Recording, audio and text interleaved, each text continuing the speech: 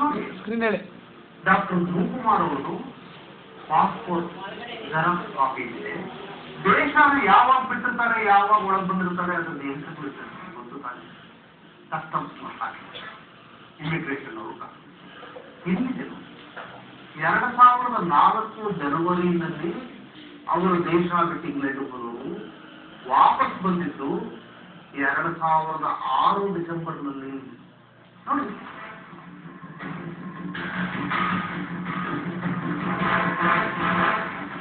ನೋಡಿ 2004 ಜನವರಿಲಿ ಇಂಗ್ಲೆಂಡ್ ಹೋಗಿ 2006 ಡಿಸೆಂಬರ್ ತನಕ ಇಂಗ್ಲೆಂಡಲ್ಲೇ ಇದ್ದು ವಾಪಸ್ ಬಂದ 2004 ಆಗಸ್ಟ್ನಲ್ಲಿ ನಿಮ್ಮನೆ ಕ್ಯಾರಿ ಬಂದರು. ಅದಾದ ಮೇಲೆ 3-4 ಸಾರಿ 2005 ಡಿಸೆಂಬರ್ ತನಕ ತಮ್ಮನೆ ಕ್ಯಾರಿ ಬಂದರು. ಇಂಗ್ಲೆಂಡಲ್ಲಿದ್ದರು ತಮ್ಮನೆ. ಮಧ್ಯದಲ್ಲಿ ಒಂದು ಸಾಧ್ಯನೂ ಬಂದಿದೆ ಎಂಟ್ರಿ ಇದರಿಂದ. ಅದು ನನಗೆ ಗೊತ್ತಿಲ್ಲ ಹೇಗೆ ಬಂದಿದ್ರು ಅಂತ, ಆದ್ರೂ ಬಂದಿದ್ರು. ಏನು ಅನಿಸ್ತದೆ, ಏನು ಸೈಬರ್ ಕ್ರೈಮ್ ಮೂಲಕ ಕರ್ಕೊಂಡು ಬಂದ್ಬಿಟ್ಟಿದ್ದ. ಎಲ್ಲಾ ಕಡೆ ಬಾರ್ಡರ್ ಸೆಕ್ಯೂರಿಟಿ ಪೋಸ್ಟ್ಗಳು ವಿಚಾರಣೆ ಹೆಣ್ಣು ತಿಳಿಸ್ಬಿಟ್ಟು ನಡ್ಕೊಂಡು ನಾನು ನೋಡ್ಕೊಂಡು ಮತ್ತೆ ಹಾಗೆ ವಾಪಸ್ ಬಂದ. ಹೇಗೆ ಬರೋಕ್ಕಾಗುತ್ತೆ? ನನ್ನ ಎಂಟ್ರಿ ಇರಲೇಬೇಕು, ಬರ್ಬೇಕಾಗಿದ್ರೆ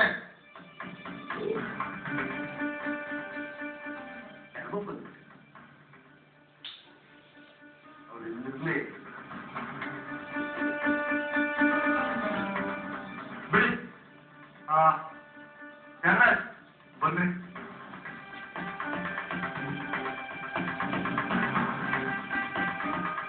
ಕೇಳದೆ ಪಾಯಿಂಟ್ ಇದೆ. ಪಾಸ್ಪೋರ್ಟ್ ಎಂಟ್ರೀಸ್ ಮಾರ್ಕ್ ಮಾಡಿ. ಎಕ್ಸಿಬಿಟ್ P96 ಅಂತ ಕಾಣುತ್ತೆ. AB ಮಾರ್ಕ್ ಮಾಡಿ. ರಾಜಗೌಡ್ರೆ ಒಂದು ಖಾಲಿ ಪೇಪರ್ ಕೊಡ್ರಿ.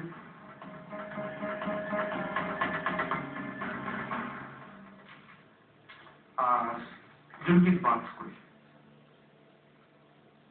ನೋಡಿ ಸರ್, ಚಂದ್ರಶೇಖರ್ ಇಲ್ಲಿ ಡಾಕ್ಟರ್ ಧ್ರುವಕುಮಾರ್ ಬರೆದಿದ್ದಾರಲ್ಲ, ಪ್ರಜ್ಞಾಗೆ ಹುಟ್ಟು ಹಬ್ಬದ ನೆನಪಿನೊಂದಿಗೆ DK ವಿತ್ ಇದೇ ತರ ತಾವು ಈ ಖಾಲಿ ಪೇಪರ್ ಮೇಲೆ ಬರೀಬೇಕು. ನಾನೇ ಸರ್ ಬರೀಬೇಕು? ಅರೆ ಬರಿಬೇಕ್ರಿ, ಬರಿಬೇಕು ಅಷ್ಟೇ. ಬರೀರಿ ಬರೀರಿ, ಅದು ವಿಚಾರಣೆಗೆ ಅವಶ್ಯಕವಾಗಿದೆ. ತಗೊಳ್ಳಿ. ನೋಡಿ ಇದನ್ನು ನೋಡ್ಕೊಂಡು ಹೀಗೆ ಬರೀ. ಯಾರ ಒಟ್ಟಿಗೆ ಏನಾದ್ರು ಒಂದು ತಂದ್ಕೊಂಡ್ರಿ ಇದು ಒತ್ತುಗಾಗುತ್ತೆ. ಬೇರೆ ಏನಾದ್ರು ತಗೊಂಡ್ರಿ.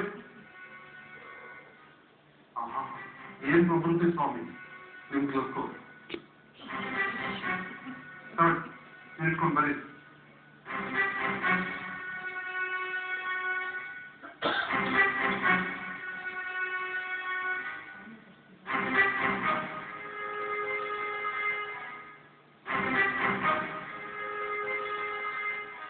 ಆಯ್ತಾ? ಕೊಡಿ.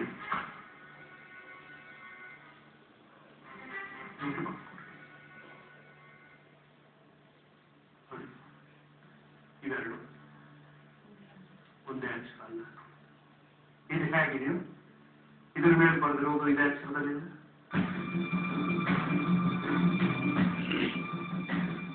ಈ ಜುಮ್ಕಿ ಬಾಕ್ಸ್ ಒಳಗಡೆ ಧ್ರುವಕುಮಾರ್ ಬರೆದಿರೋ ಅಕ್ಷರಗಳು, ಇಲ್ಲಿ ಪೇಪರ್ ಮೇಲೆ ಈಗ ತಾನೇ ತಾವು ಬರೆದ್ರಲ್ಲ ಈ ಅಕ್ಷರಗಳು, ಎರಡು ಒಂದೇ ಥರ ಇದೆ.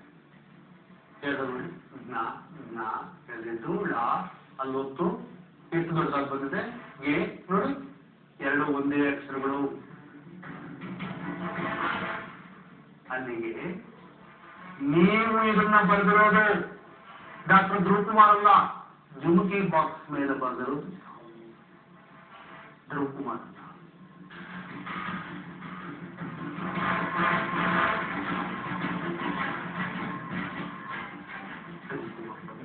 ಹುಟ್ಟದಬ್ಬದ ದಿವಸ ಕೊಟ್ಟು ಯಾಕೆ ಬಂದ್ರಿ.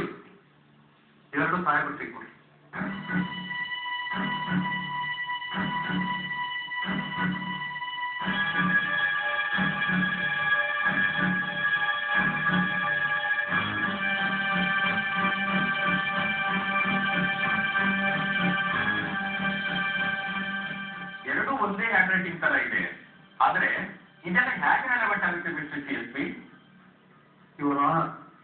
ಡಿಫೆನ್ಸ್ ಥಿಯರಿ ಪ್ರಕಾರ ರಂಜನ್ ಲಾಲ್ ಮಿಶ್ರಾ ಅವರು ದೇಶಪಾಂಡೆಯವರ ತಲೆಯ ಮೇಲೆ ಒಂದು ಕೊಲೆ ಆರೋಪ ತಂದು ತನ್ನ ಭೂಮಿಯನ್ನ ಬಚಾವ್ ಮಾಡ್ಕೋಬೇಕಾಗಿತ್ತು.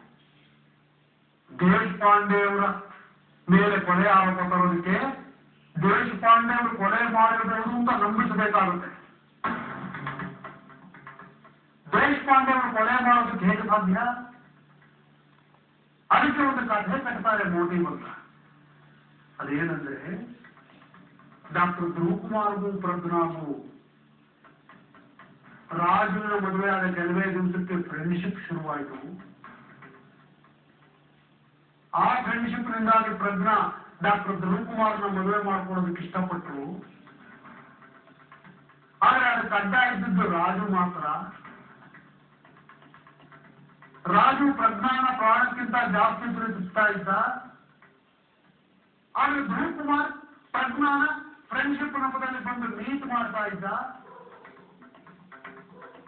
ಡಾಕ್ಟರ್ ಧ್ರುವಕುಮಾರ್ಗೆ ಪ್ರಜ್ಞಾನ ಕೊಟ್ಟು ಮದುವೆ ಮಾಡಬೇಕಾದ್ರೆ ಮರ್ಡರ್ ಅಂತ ಗೊತ್ತಾಗದ ಹಾಗೆ ರಾಜುನ ಮರ್ಡರ್ ಮಾಡಿ ಮುಗಿಸ್ಬಿಡೋದು. ಇದೊಂದೇ ಮೋಟಿವ್ ಮರ್ಡರ್ಗೆ. ಡಾಕ್ಟರ್ ಧ್ರುವಕುಮಾರ್ಗೂ ಪ್ರಜ್ಞಾಗೂ ಮುಂಚಿನ ಫ್ರೆಂಡ್ಶಿಪ್ ಇತ್ತು. ಪ್ರಜ್ಞಾಗೆ ಮದುವೆಯಾಗಿ ಅವಳು ಪಾಟ್ನಾದಲ್ಲಿದ್ದಾದ್ರು ಅಂತ ಸುಳ್ಳು ಸಾಕ್ಷಿ ಸೃಷ್ಟಿ ಮಾಡೋದಕ್ಕೆ ಈ ಜುಮ್ಕಿ ಕಥೆ ತಂದಿದ್ದಾರೆ. ಅದಕ್ಕೋಸ್ಕರ ಅದನ್ನು ಡಿಸ್ಪ್ರೂವ್ ಮಾಡಿ that how it is relevant. England ಅಲ್ಲಿದ್ದ ಡಾಕ್ಟರ್ ಧ್ರುವಕುಮಾರ್ ಇವ್ರ ಮನೆಗೆ ಬಂದ್ರಂತೆ. ಸುಳ್ಳು ಸಾಕ್ಷಿ ಸೃಷ್ಟಿ ಮಾಡ್ತಾ ಇರೋದು ಅವರಿಬ್ಬರ ಮಧ್ಯೆ ಫ್ರೆಂಡ್ಶಿಪ್ ಇತ್ತು ಅಂತ ತೋರಿಸೋದು. ಅದನ್ನ ಮರ್ಡರ್ ಮೋಟಿವ್ಗೆ ಕನೆಕ್ಟ್ ಮಾಡೋದು. ಮ್ಯಾಡ್ ಪ್ಯಾಷನ್ ಇತ್ತು ರಾಜುಗೆ ಪ್ರಜ್ಞಾ ಕಂಡ್ರೆ ಅಂತ ಪ್ರಾಸಿಕ್ಯೂಟರ್ ಸಾಹೇಬರು ಒತ್ತಿ ಒತ್ತಿ ಹೇಳಿದ್ರಲ್ಲ. ಮ್ಯಾಡ್ ಪ್ಯಾಷನ್ ಇರಲಿಲ್ಲ, ಎಂಥದ್ದು ಇರಲಿಲ್ಲ ರಾಜುಗೆ. ದೇಶಪಾಂಡೆಯವರ ದುಡ್ಡಿನ ಆಸೆಗೆ ಮಾತ್ರ ಆತ ಪ್ರಜ್ಞಾನ ಮದುವೆ ಆಗಿದ್ದಿದ್ದೇವರ. ದೇಶಪಾಂಡೆಯವರ ದುಡ್ಡಿನ ಆಸೆಗೆ ಮಾತ್ರ. ಅದನ್ನು ಉಪಯೋಗಿಸಿಕೊಂಡು ರಂಜನ್ ಲಾಲ್ ಮಿಶ್ರಾ ರಾಜುನ ಟ್ರ್ಯಾಪ್ ಮಾಡಿ ಬಲಿ ತಗೊಂಡು ದೇಶಪಾಂಡೆಯವ್ರನ್ನ ಟ್ರ್ಯಾಪ್ ಮಾಡಿ ಕೊಲೆ ಆರೋಪ. That's how it is,